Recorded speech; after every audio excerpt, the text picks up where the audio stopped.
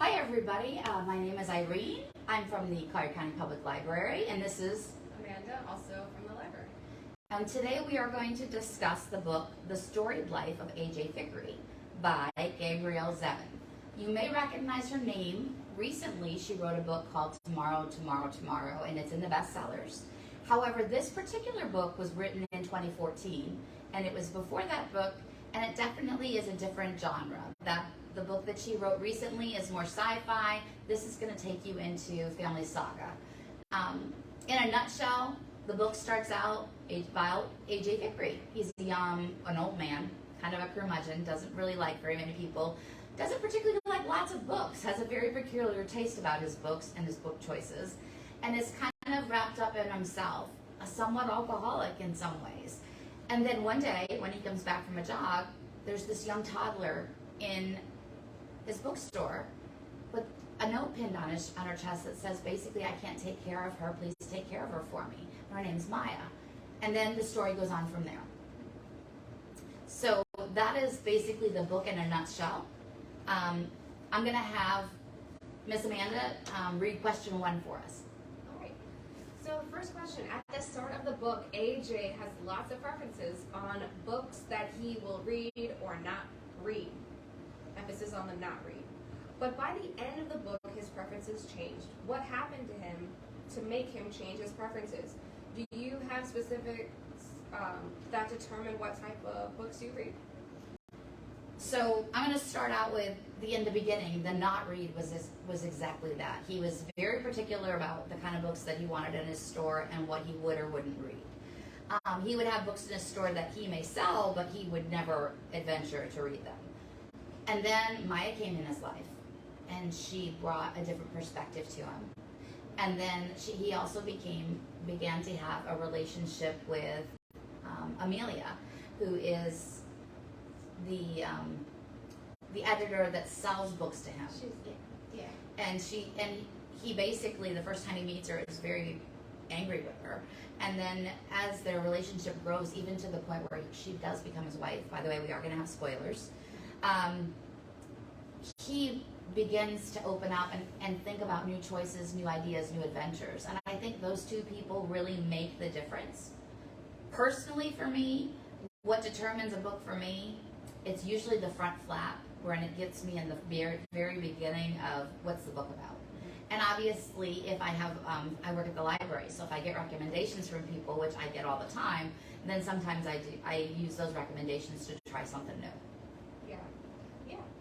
So the way I see it, he was, less in the negative after, spending time with Maya and having Amelia with him. He seemed to let his late life open him up as well a bit to new things, and then get closed off again, and then these relationships help him grow. So he's way less closed off with Maya and his daughter. It kind of changed what he prioritized. Didn't matter if he didn't like this book or he liked it. I don't know. He seemed to be a better guy. So I used to want to read for information, but I opened up to more fiction because I enjoy the stories, the relationships between the characters. So I realized I didn't have to be so rigid in what I thought I liked. So this book is not a book that I would have chosen. Amanda chose it. And I had never read it or anything by this author. And I do Goodreads, so I always give something a star between 1 and 5, and I would give this a solid 4. I thought it was a very good book, and it had just the right amount of twist and characters in it that made you want to keep going. Yeah. There's parts that infuriate you, but it's still a very good book. Yes, I agree. What would you have given it on a 1 to 5?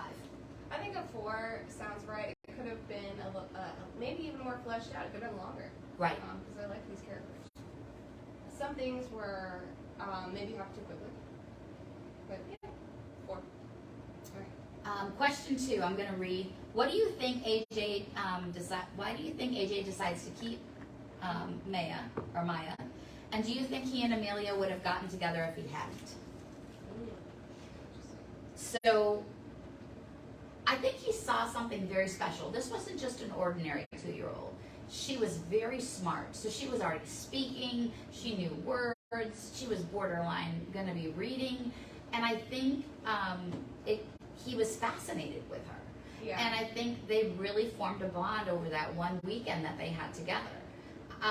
It's a little hard to believe, but at the same time, it's the crux of the story, so I'm going to believe it.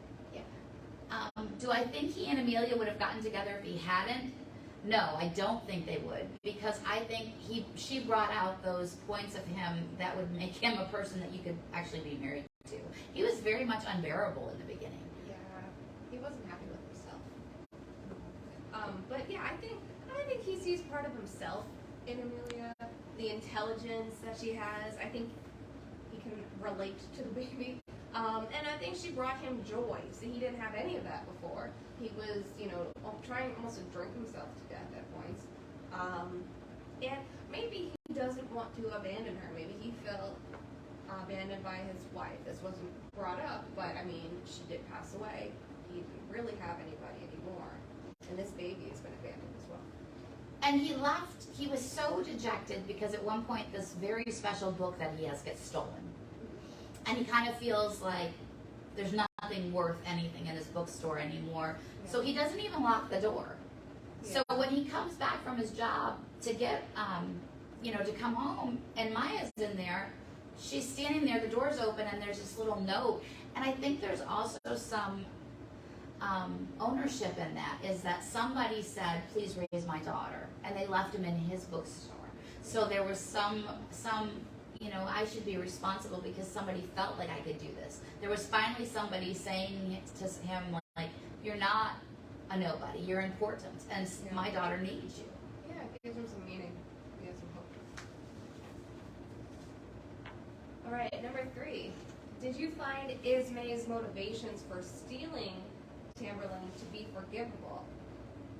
How do you think she should pay for her crime? Why do you think Lambazi lets her off? Alright, so no, I don't think this is forgivable, but it is what it is. She did what she thought she needed to do for a very stressful situation that she was in. She should have helped Amelia, in my opinion. That was her husband's child. Or Maya. Maya, sorry. Not Amelia. Sorry. Yep. But yeah, so I think she should have helped pay for her, like school, just different things. Instead, she took her inheritance kind of away from her. And then Lambazi, I think, is very yielding to her. He thinks he loves her, right? And so that's his partner. That's the love of his life. He just yields to her, and he just takes the good with the bad with her. Yeah. I was very frustrated. This is one of those points. I do not like this character. Ismay frustrated me very much from the beginning because basically she finds out that her husband had an affair and had Maya. Mm-hmm. And this baby, the baby mother comes to her and says that, I need money to help take care of my baby. And she basically sends her away. And the mother ends up drowning in the river the next day. She drowns herself. And so how she told the mother she was going to help him is she steals this book and says, here, go find money with this. You can sell this book and get money. Well, nobody knew what it was. There wasn't any paperwork with it. There wasn't anything that could make you sell this treasured book. Yeah. So she came back and she's like, well, then that's just too bad. Yeah. And while they're arguing, the baby starts to write in it, so it makes it even less valuable. Yeah. And so it's very frustrating that, and no, I don't think it was forgivable because it's the crux of what really started him down a really slippery slope. Mm-hmm. He was kind of getting along okay, and then when that happened, he really went downhill. Oh, yeah. And she could have maybe owned up to it, been honest with the child. She could have, Lambazi told her who her father was at any point. And this kid will never know. I mean, maybe it's not a big deal, but she took that away from her as well. Yeah, she never knew who her father was. And Lambazi was the police officer that was basically her boyfriend at the time, and he's in the closet one day snooping, and he finds it. Yes. And so he knows, because he's really good friends with A.J. Fikry, Yeah. they come to have a close relationship, Yeah. that this is something that really was special to him. And so it was really frustrating to see that she got nothing. And she's kind of a brat through the whole book. She really is. Yeah. She even competes for attention with the little girl. When you would describe Ismay, I saw in your notes, you said villain. Yeah. She seems like the villain. She could have, because she didn't have to be. She didn't have to be, and she chose that way. Yeah, she had an option out, and she didn't. Yeah. We're going to go on to question number 4. How do you think Daniel Pareth might have changed if he had lived? And do you think some people never change? So Daniel Pareth, for just context, if you haven't read the book yet, is Ismay's husband and also the father of Maya. And do I think he might have changed if he had lived? I think he could have changed if he had lived, if he found out that Maya was his daughter. He was a philanderer. He was kind of a cheater. I don't think he would have changed in his marriage, and I don't think he would have changed in that, but he may have been a good father. And he never got the chance to see if he could be. Do you think some people never change? Yes. In the case of the fact that he was already cheating on his wife and was kind of a jerk in that way, I don't think that would be reconciled if he came back from life. I think he would probably still do that because it was a repetitive thing that was happening over and over. Yeah. Yeah. I also don't think he would have really changed. He kind of was who he was. People shift their priorities and perspectives, but people are who they are. I think Maya was blessed though because AJ was such a loving father to her, whereas Daniel would have been an interesting dad. Definitely didn't treat women super well, so that might have shaped Maya's psyche in some way. I think AJ was a great dad for her. And it's unfortunate that she never really knew Daniel, the kid, but, I think she knew him kind of as an uncle. Yeah. So there was, definitely. he was kind of in her life in some ways. Yeah. I didn't care for his character because I don't think he was honest, and I think he would continue to be selfish. Yeah. And he would always put himself first. And I think with AJ, I don't think he did that. I think Maya always came first. Yeah. Oh, yeah. Absolutely. Question number 5.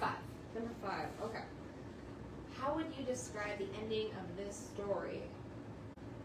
Sad that AJ dies, or happy in the sense that life goes on, and Ismay Books was taken over by another book lover? No, I think it was sad that it was taken over, and it was sad that he died. I just think it's a sad ending. I don't have a lot to say about that, but it was touching, and they did it. She did it in a really sophisticated way. I think if anyone has lost a parent, it speaks to them, and I really like the way she wrote that scene at the end. When they go from part 1 to part 2, there's all these years of gaps that happen. So that's one of the places where we felt like she could fill in some more with her characters, because I like the characters. But what I didn't find was any more love for Ismay. She's the one that ends up with the bookstore at the end. And that, I think if it had been given and Amelia had been the one that went on and stayed with the bookstore, I would have liked the ending better because I liked her. But I really felt like, Ismay did all these things. She basically lied about the book, and she stole the book. She never told Maya about her dad, and now she gets the happy ever after. And I was just really I didn't like that. I didn't like the way that ended. Yeah. Good for Lambazi, but yeah, it is a little irritating. But wouldn't you have thought it would have gone to either Maya or gone to Amelia, not to these guys? Yeah, but in a way, I'm glad that they kind of got off the island, or will get off the island and just start a new life, just start fresh. They had a wonderful life on the island, and now they can do something else. And Maya can definitely do anything. Yeah. Our last question is really interesting about book culture overall. The ending relates to the arrival of e-readers for the protagonist. Surveys reveal that approximately 70% of people prefer to read the real book over e-readers. But still, what do you think the future holds for physical books in bookstores? will be a shift to digital.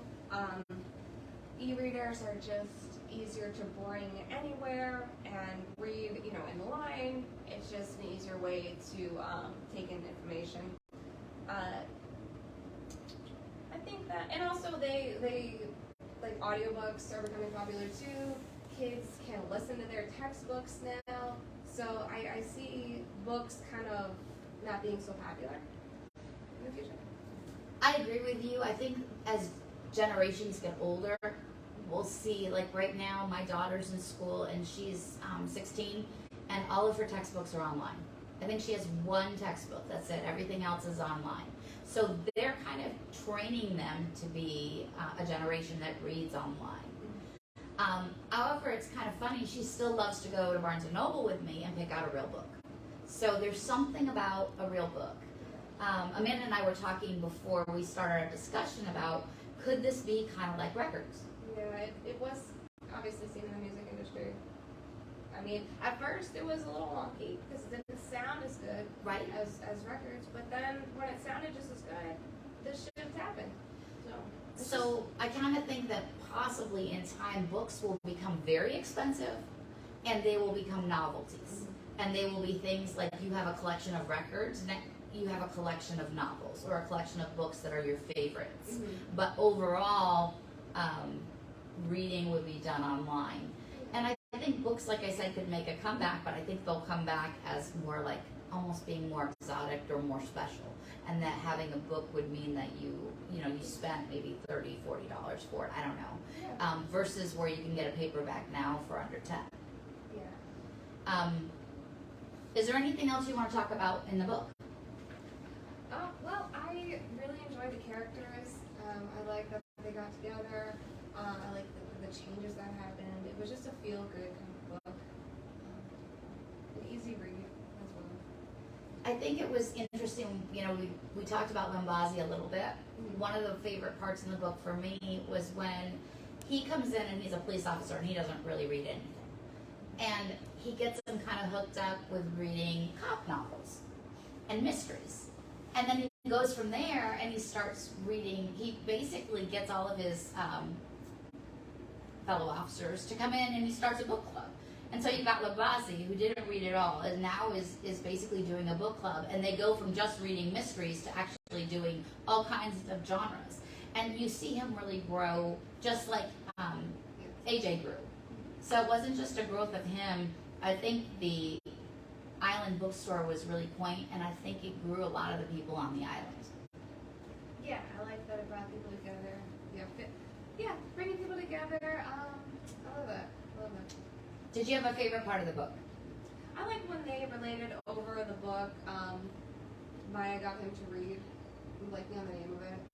Oh, I can't think of the book. Amelia got him to read. Amelia, I keep swapping them. Yep. Yeah, but when they first met, she wanted him to read this book, and he refused. He blew her up. And then later on, after they got together, he gave it a chance. Or before they got together, he gave it a chance, and that was something that was just really cute. It was really a quaint novel. I would recommend it. If you haven't read it, definitely read it. It's a really good book. We're going to go to our last slide, which is our Zoom call. So we do this Facebook presentation, and next week we will be doing a Zoom call where we will do in-depth conversation about this book, and we will have group conversation. If you want to join in, you can visit collierlibrary.org/events and register for the Zoom call, or you can email me, irene.johnson@colliercountyfl.gov, and I'll make sure that you are added to the registration list and you get an invite. So hope to hear from you next week.